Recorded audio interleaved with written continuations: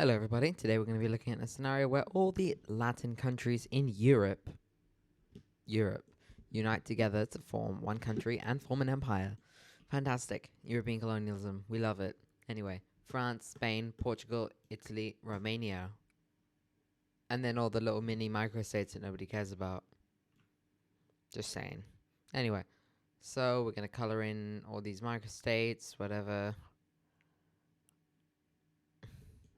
And of course, you can't forget Madeira and everything. And I know Latin America, but nobody cares about that today. So what we're going to do is we're going to absorb all the countries here. Romania is just a little exclave, so they might want to sort that out. So yeah, we're just going to make a Latin empire today. If you enjoy this video, make sure to like and subscribe. Let's begin. So yeah, this Latin map, and they are going to be going after the Balkans first. Going after the nations of Slovenia and Croatia. Now, I'm being honest, this is not going to last very long. This is, because Italy is actually a very capable country. Probably as strong, if not stronger than Germany at this point. Like, I think these three, so Italy, France, and Poland, no, Italy, Germany, and Poland are probably equal. Maybe Poland slightly higher, but I think they're all roughly equal because these guys are better at army and air force, I'd say.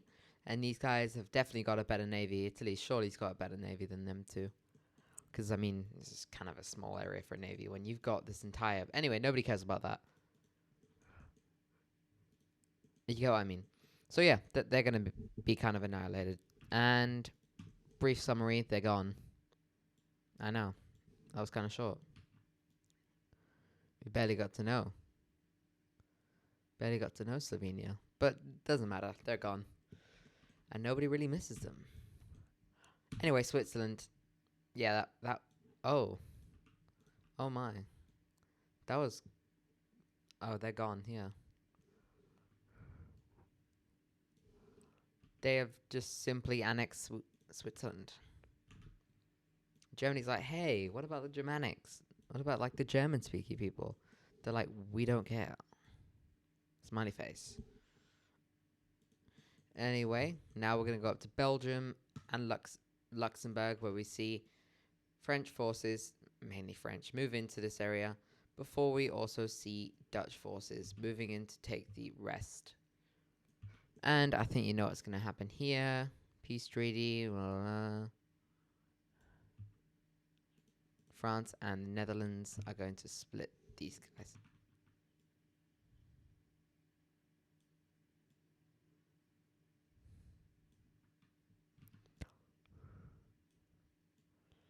Okay, yeah. Nothing quite new over there. And yes, I might do a video on Iran soon. I'm not sure. I'm debating. I'm waiting to see because I live in the Gulf region.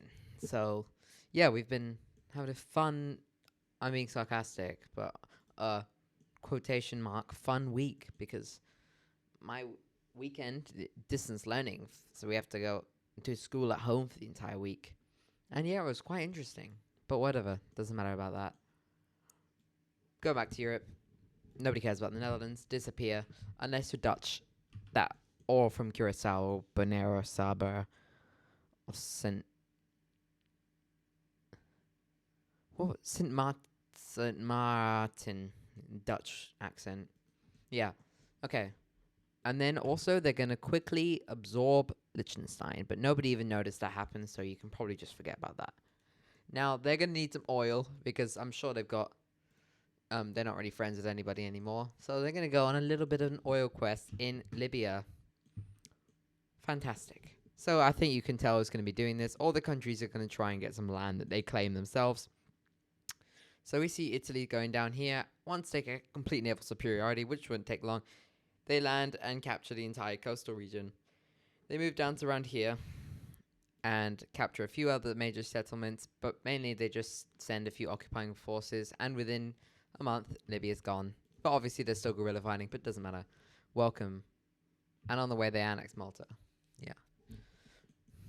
Now Spain is gonna just take that, and Morocco is very angry, but they realize there's not much they can do. This is a quite a large country. Anyway, now both these guys are like, I think we need to connect up. So they decide to go on a Balkan campaign, declaring war on all the former Yugoslav states and Albania. Yeah. And let's be honest, maybe Serbia might have a little bit of success pushing back against Romania, just pushing back along the border against something like this, or moving back into Bosnia. They're moving back into the Serbian parts of Bosnia and stuff, but I mean, like, still, just no, not really. I'm not getting any. But yeah, so that was it. Nice. These guys are probably the strongest country in Europe over Russia. Or maybe not, actually. Well, if you... Do they have the largest population? About 60 million. 40. About 10. About 60. Or maybe this is like 69, we'll say. And then this is probably about 20 in here. And this is about 15. So 35, 9. Yeah, they have the largest population in Europe. Or do they? Well, 110, 120, 180. Yeah, they've got the largest population in Europe. Good job.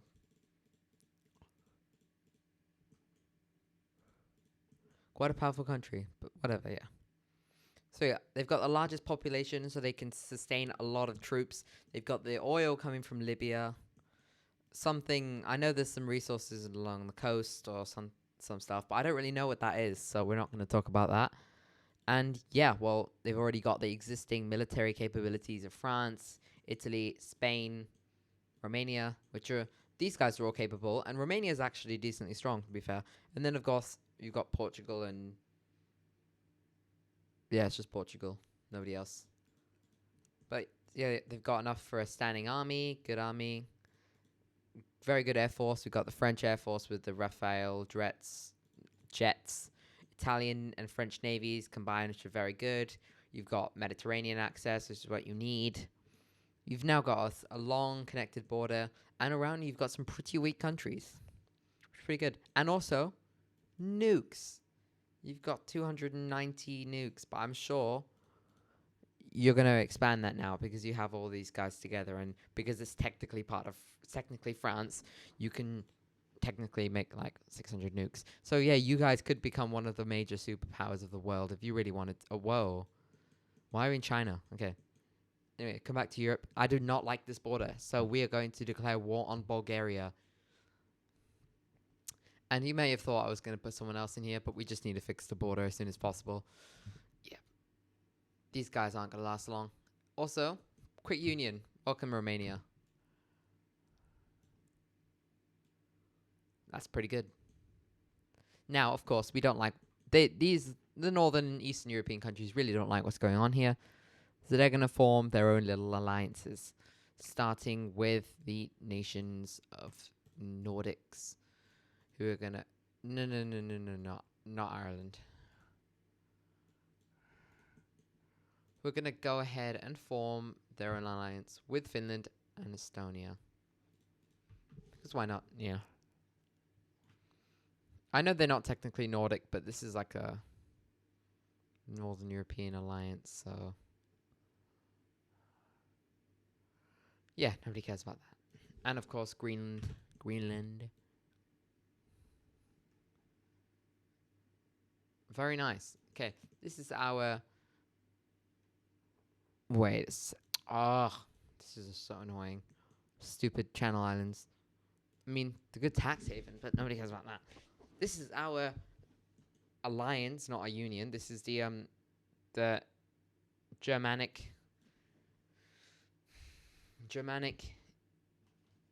Baltic Uralic Alliance. Or we can just say the Northern European Alliance. Basically that, though. But yeah, this is one of the alliances formed to combat them. The other one, boom, boom, boom, boom, boom, boom. Yeah, I know, it's crazy.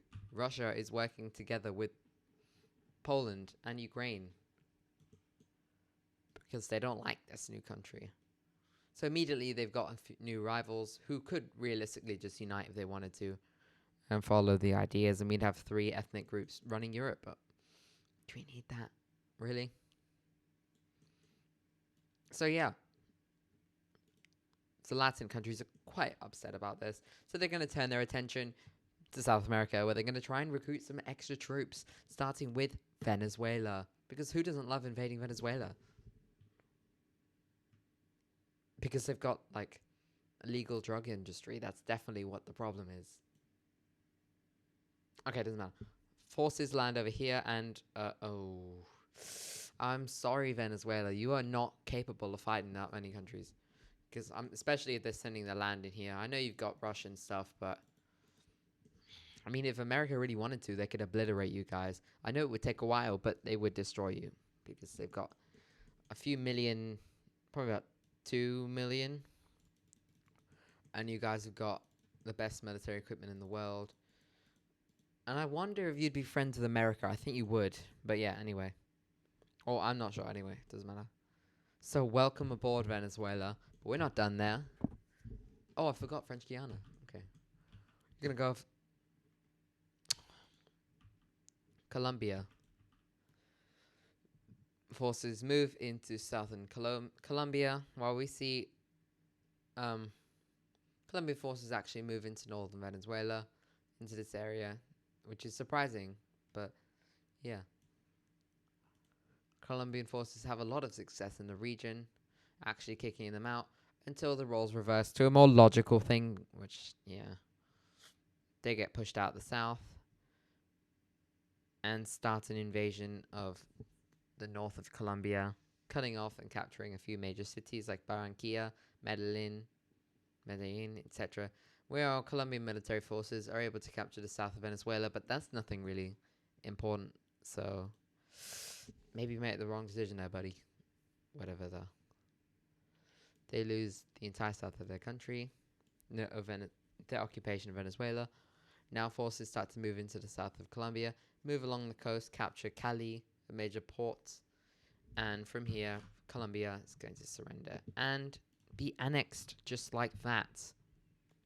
No thought, they're just gone. Oh. Didn't see that there.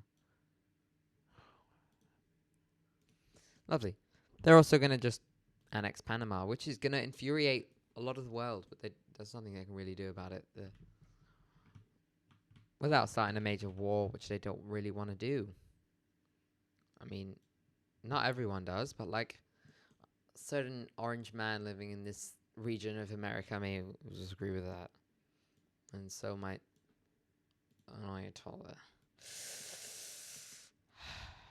Nothing about that. Anyway, going back to Europe, we have Greece getting partitioned, or getting empired, imperialism. No, they're getting... I don't know.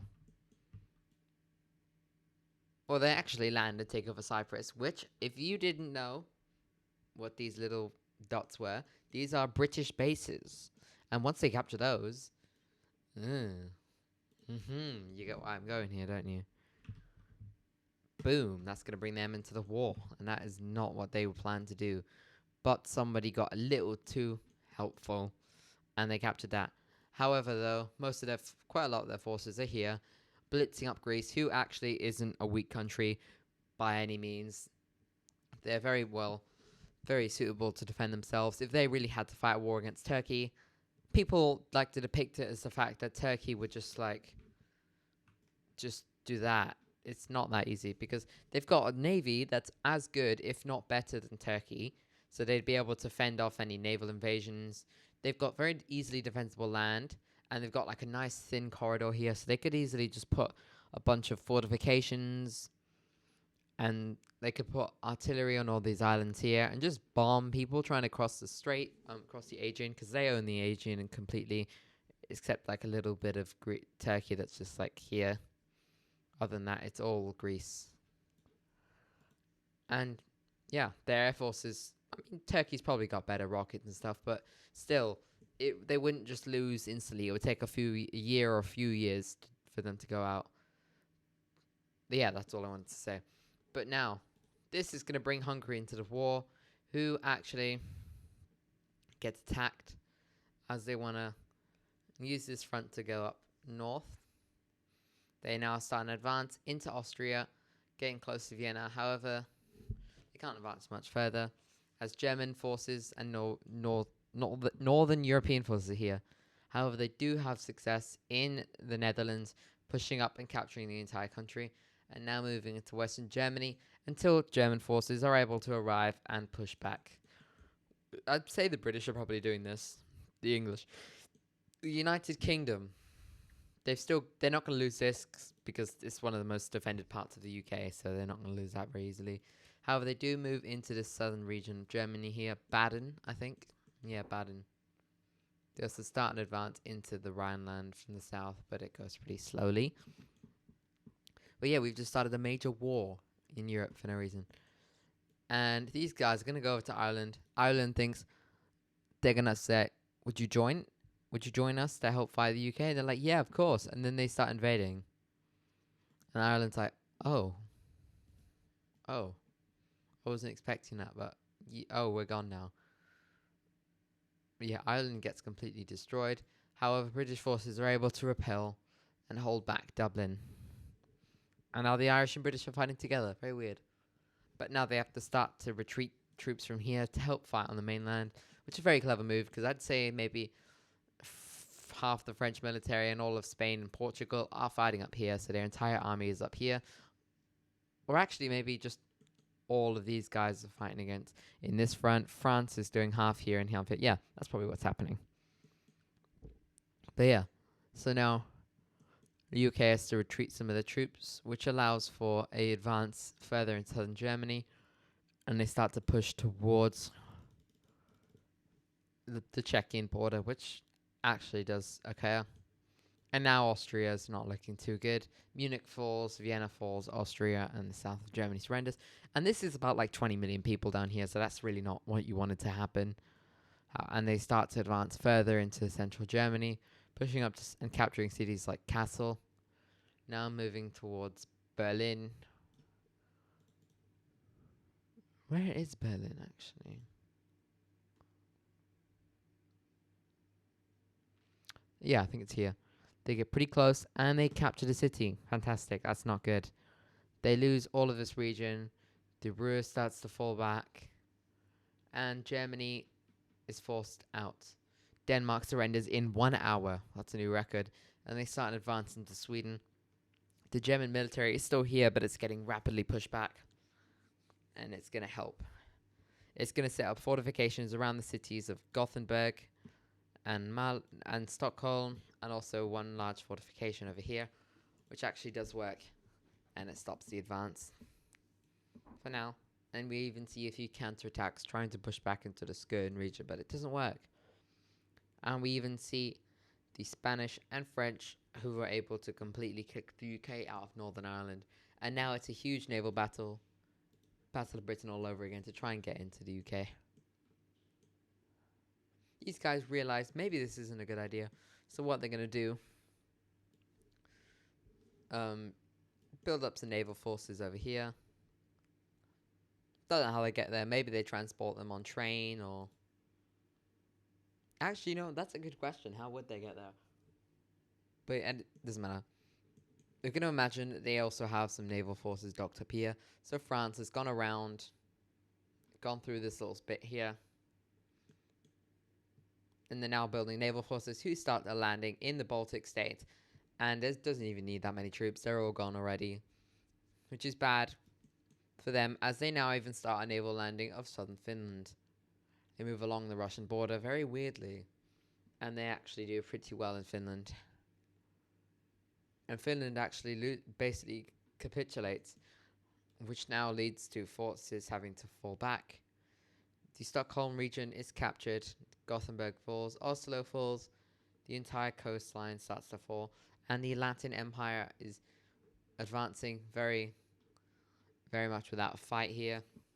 And they even make a naval landing in Cornwall, which advances pretty quickly up as they now land in Wales and in Scotland.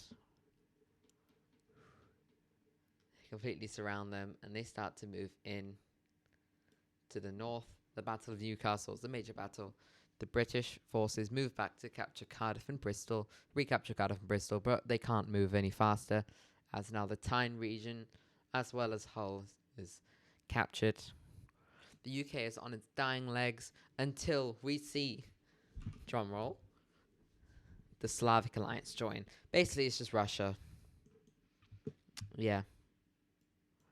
And contrary to popular belief, in this scenario, Turkey and Greece are good friends. Yeah, because this is already like really unrealistic. Actually, it's not that unrealistic when you think about it. There's far worse things like unite all the EU. But yeah, now with all of these guys back in here, it's going to start to not go as well as we have Russian and Ukrainian forces, because Ukraine is actually a military capable country now, rapidly advancing into northern Romania, capturing most of the north country. Turkish forces move along the Bulgarian coast to capture the entire thing and get very close to Bucharest, which I think is right here. They start an invasion of the city. Turkish forces land and recapture Cyprus, as well as continually landing, and eventually, with enough support, they're able to recapture Greece. The Latin The Latin Empire was not expecting this,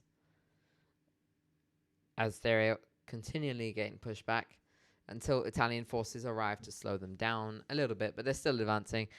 Romanian capital now falls, and Romania is unable to fight back as they lose most of their country. And now Slavic rebellions start to flood through this region, which is why they're going so quickly until they reach the Alp Mountains and they stop. But they have just lost their entire eastern frontier, as well as Hungary. Hi, Hungary. They also lose eastern Austria. This is not good. They get completely kicked out of the Baltics and out of Finland, as well as the Nordic countries. This is like a very quick World War II collapse, isn't it? They aren't able to penetrate back into the mainland from Germany yet, as this is a load of fortifications here with loads of artillery. However, they are able to capture this part of Germany here.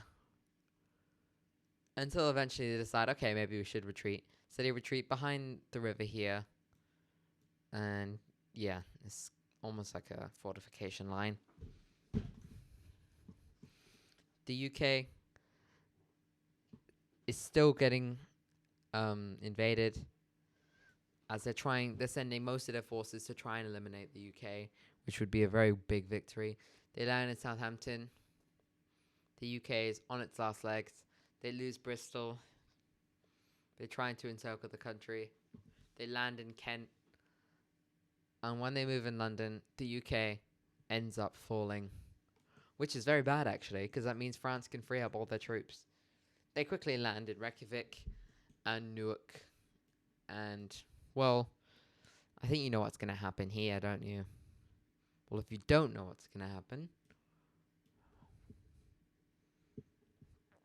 yeah, they're able to capture all of these guys. But now the entire military of this country is focused on the front line instead of fighting the UK, as well as recruiting from the UK, conscription, using the UK's military technology. And yeah, they did not want that to happen, as now forces from this region are able to push back, because I'd say they're probably almost equal, but with the UK as well, it just tips them over the edge. Without the UK, it was made them lose.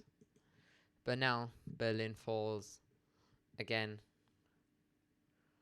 and the Latin country is advancing pretty fast, now capturing all of these guys again and moving back into their old region here. They move into Romania with a lot of troops, and they spur Romanian nationalism, and Romania is returned. They also move into southern Ukraine, because once again, we're imagining Russia is just as weak. It's a crumbling nation. I don't know why they would be without fighting Ukraine, but they are, because I said they are. Anyway, Turkey is now struggling though, as the majority of forces, all of Iberia, all of Iberia and Italy, as well as the Balkan forces and British forces who are supporting this country, are now rapidly pushing back against Turkey. They have complete naval superiority over the Mediterranean and Black Sea at the moment, which is pretty crazy. So they can't receive any help from Russia.